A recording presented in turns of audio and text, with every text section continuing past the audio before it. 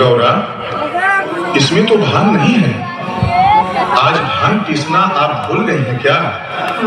आप तो जानती हैं बिना भांग का भोग मैं नहीं लगाता। जाइए भांग पीस कर लाइए।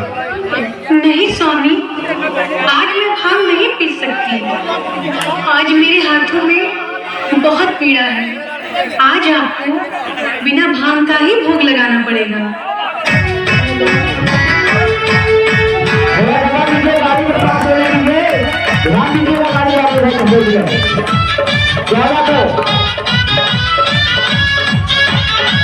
नाही खाई खोवा मिसरी बनाई, ओ बाहर भनिया बनाई।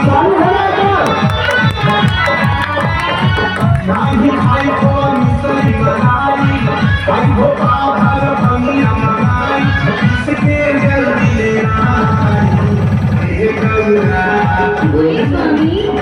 हे गौरा, हे गौरा भनिया राखी आई। Hãy subscribe cho kênh Ghiền Mì Gõ để không bỏ lỡ